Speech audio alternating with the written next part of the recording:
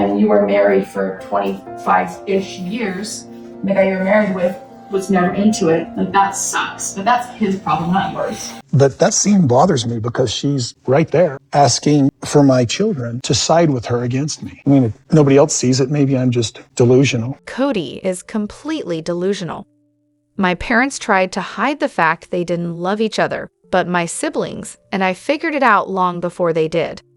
So, when Christine says her kids saw the cracks in her relationship before she ever admitted it to them, or maybe even to herself, I totally get it. But seriously, what's Kody's deal? Does he forget he's on a TV show? His kids have been watching him rip into their mom every Sunday night at 8 for the last 13 years. And let's not forget his charming insights in his New York Times best-selling book, where he goes on about how disgusted he was with Christine. Oh, and don't think their friends aren't watching the show and asking them about it either. This has been happening for years, even when the kids were younger and still in the house. Isn't it hilarious how Kody calls it trash talking when all his kids are doing is repeating things he said? No drama, no embellishment, just the cold, hard truth. Those are his words, not someone making stuff up. Not shit-talking, just well-talking. It's funny, those were his words Christine is repeating after all. He's the one who outright claimed he never loved her, and yeah, that's his issue, not hers.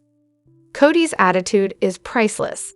How dare my kids side with their mother, after I spent 25 years lying about loving her, told her I never did, and then tossed her and my other kids aside for a younger woman who has the personality of a cantaloupe. The kids are all adults now, except Truly and Savannah, and they have every right to form their own opinions. I'm sure the younger girls are old enough to recognize the lack of love in their mother's relationship. It's great that they feel comfortable enough to talk about it. Clearly, they don't feel that kind of openness with Kody and Robyn, and honestly, who can blame them? We've got so much to dive into today, so let's not waste any time. Let's jump straight into it. Hey everyone, what's up? It's Elena here, and welcome back to my channel Reality Nexus X. Robyn really did a number on my brain with that nonsense about being more fiscally savvy than the OG3. The suggestion that she has nice things because of some genius money management is chef's kiss amazing. Seriously, that's all I can process right now because my brain is melting from the sheer audacity. Let's get this straight, she entered the family in debt, and they all had to pull her out of it. And yet, she dares to imply that she's the financial genius of the bunch, claiming that she handled her money better than Janelle. Absolutely insane. I can't decide if she's completely clueless or just a master manipulator who knows exactly how to twist the narrative. Honestly, I kind of wish the OG3 would take Kody to court for back child support, or at least threaten to. They deserve their fair share of the family pot they've been pouring into for years. And back to Robyn. What a combination of stupidity and manipulation. I honestly couldn't believe what I was hearing when she said something like, "Maybe your priorities were just different." Excuse me, but prioritizing your daughter's spinal surgery over some of Robyn's precious figurines seems like the obvious choice. And let's not forget her sacrifice to save up grocery money for a vacation to Hawaii. Meanwhile, she's scolding a kid for eating a bowl of cereal and posting that ridiculous sign on the fridge demanding permission for everything. Yep, sounds like a surefire way to build a happy family right there. The rage I felt when she said that was off the charts. We all know it's pure BS. Janelle didn't have a home. Christine was barely scraping by to afford Usable's surgery, and Robyn's living her best life. Now we're supposed to believe that she's budgeting her way to financial security, after bringing debt into the family in the first place. The level of delusion here is truly impressive. Oh, and let's not forget, she's amazing at budgeting everyone else's money. Where do we even start with this? The sheer nerve of Kody. Honestly, I think we were all collectively screaming at the screen when he had the audacity to ask what Christine did all day. As if we didn't already know. Let me break it down for you, Kody. What Christine did was raise your 13 kids, unappreciated, barely loved, and conditionally cherished, if we're being generous. She spent every day cooking, cleaning, and literally doing everything for those kids. You know, the stuff that your nanny is supposedly there for. Yeah, that. But wait, it gets worse, doesn't it? Because Kody, oh no, somehow forgets that after a full day of child rearing, Christine still managed to work a second job at night, all while pregnant. But sure, Kody, let's pretend that didn't happen. And not once did you show even a hint of appreciation or love. You couldn't even be bothered to help with bedtime responsibilities, leaving your 11-year-old to do it for you. But hey, please do tell us, Kody, what Christine did all day. Now, let's get into the real gems, shall we? The disrespect, the absolute disdain for Christine while she was literally in labor with Truly.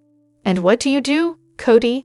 You leave her in the middle of transitional labor to go to Robyn's house because, oh, you had no choice, right? As if we didn't see you texting away, in the middle of the drama, like a love-struck teenager with your other woman on camera for the whole world to witness. Don't worry, Kody, I'm pretty sure we all got the message.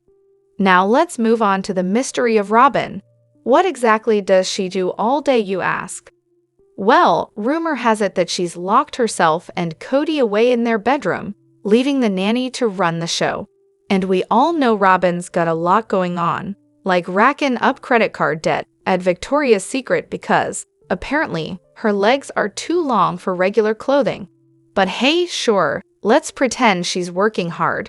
Working so hard on MSWC, the totally overpriced and tacky jewelry no one would touch with a 10-foot pole. Oh, and let's not forget her dedication to her children. Because nothing says good parenting like indulging your kids' every whim while also preventing them from having relationships with their half-siblings. Right. And of course, let's not leave out the crying over her ugly eyebrows and spreading nonsense about Christine's divorce status, despite Robyn herself being divorced. Hypocrite much. And what about her so-called coronavirus rules? Robyn's out here shopping unmasked at the height of a pandemic, going to the mall, while somehow pretending to be the victim. The irony, I can't even. I don't know about you, but it seems pretty clear that Robyn and Kody are just a couple of lying, hypocritical cowards who don't deserve a single ounce of sympathy. Can't say this didn't trigger me a bit, but am I alone in this? I don't think so.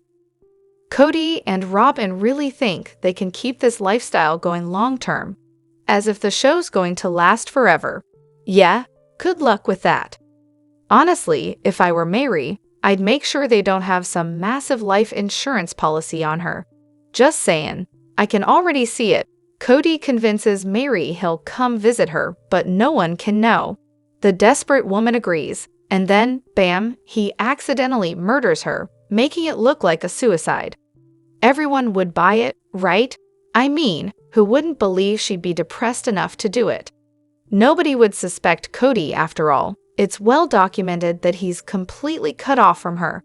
I just hope they're not reading this and getting any ideas. Mary, girl, you might want to watch your back. This is why losing Christine was such a blow for them. They need every wife on board to keep those cash flows coming. How else can Robyn afford to send 2 kids to private school and college? Kody's tantrum over Christine leaving wasn't just about the emotional fallout. It was about watching the money walk out the door. I saw an article recently where Spencer Pratt from The Hills mentioned how Kody and Robyn squandered their money on luxury clothes, cars, and homes. They were trying to keep up with Tom Cruise and Katie Holmes when they should have just stuck to their reality TV lane.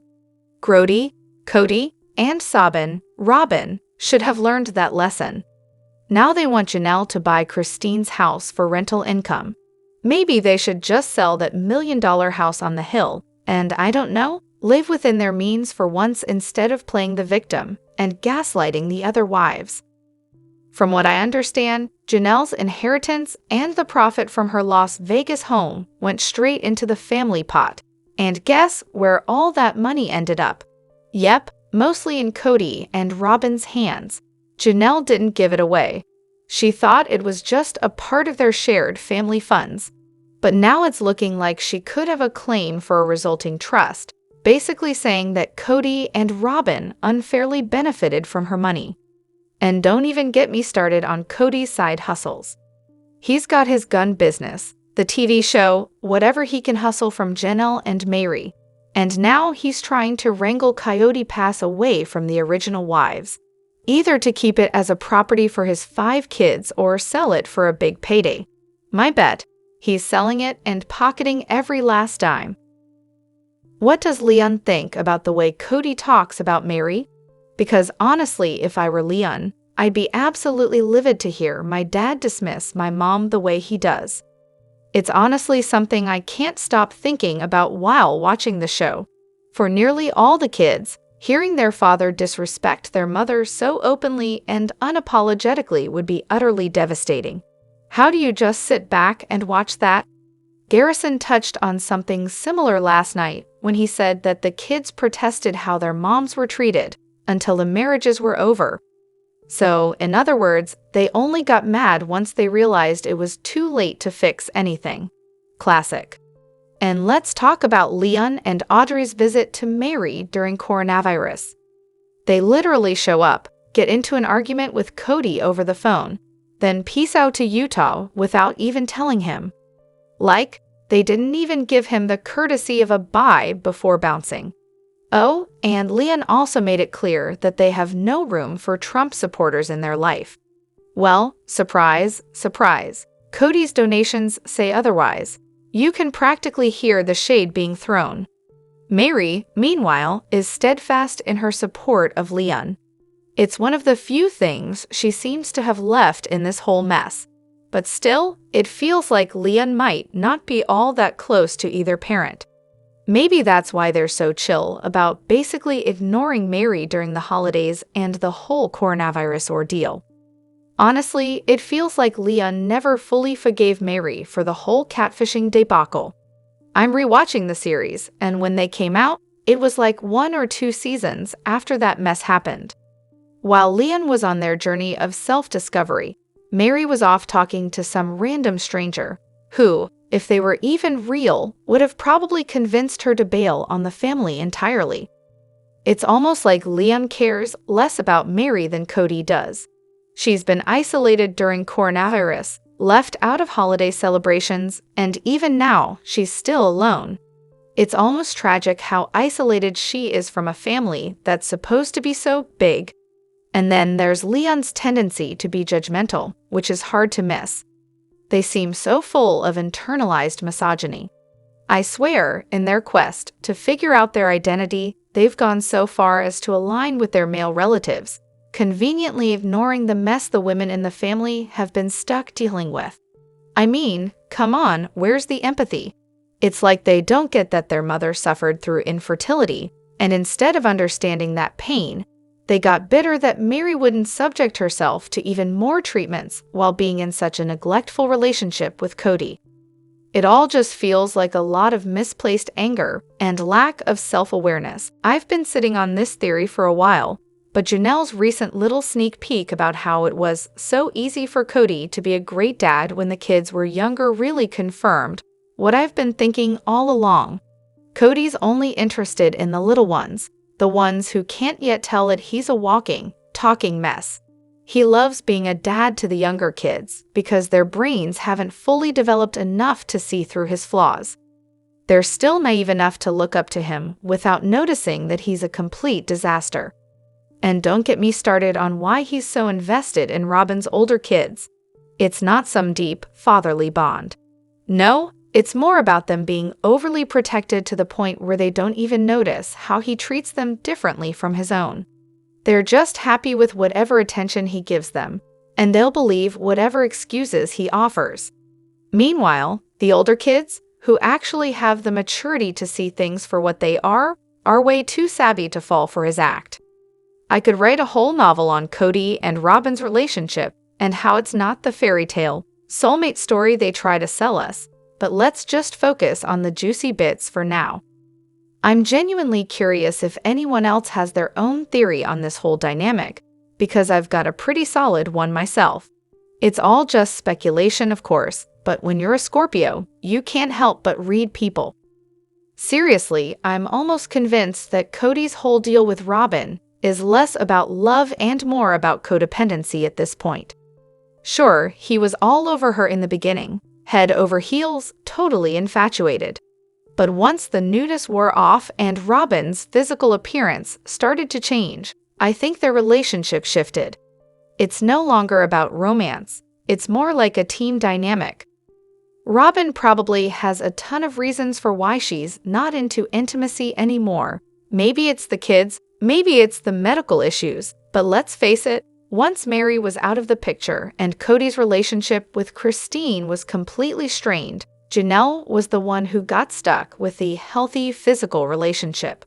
Not that it's exactly healthy, but you get the idea. But why does Robyn still get the lion's share of Kody's time while Janelle gets nothing? Because, at the end of the day, Kody's really in love with Robyn's kids. Not in some weird, creepy way, but because he loves being respected by them. He loves being the patriarch in their little family. He never got that from his other wives or their kids. Let's be real. Michael T. and Isabel will throw him a bone every now and then, but they're not around enough to really deserve his unconditional love. Christine probably sends Isabel with Truly as a buffer anyway, since we've seen Truly get uncomfortable around her dad more than once. And let's not forget how Robyn's adult kids got to stay home and go to school during the pandemic while the other kids were basically sent to the sidelines.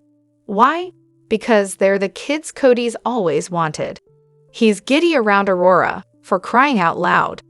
Robyn is the mother that reminds him most of his own, which is why their relationship still feels sweet in a platonic, codependent way.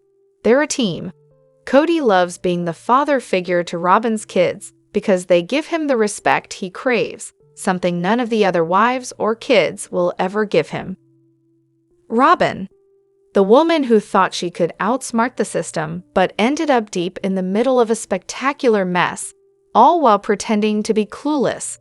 For most of this season, she's been scrambling to piece together the disaster that was her decision to join the Brown family, acting all confused about what went wrong. What a shock! She finally gets the truth from Kody himself in the one-on-one. He's been pretending to love them. Yeah, she thought she fell for him because of how he supposedly loved his original wives.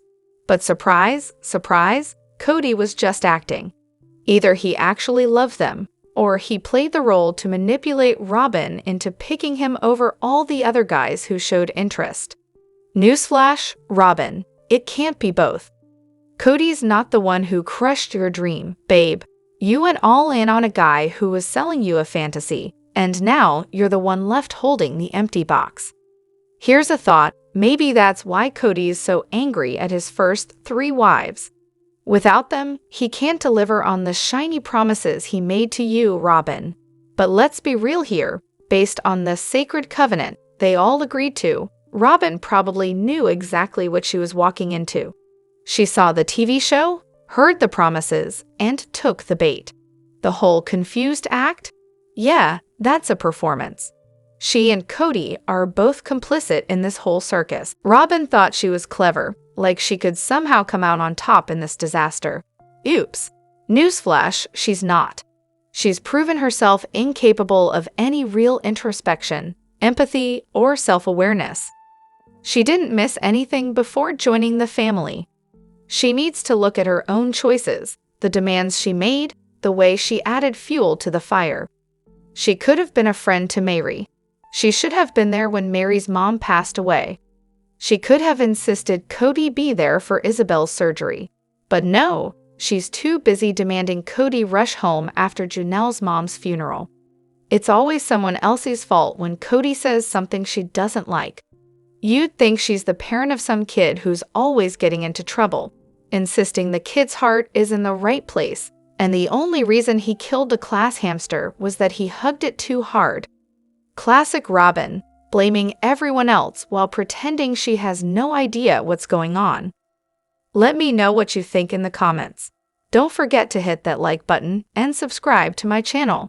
I'll see you in the next video. Take care and much love to you all.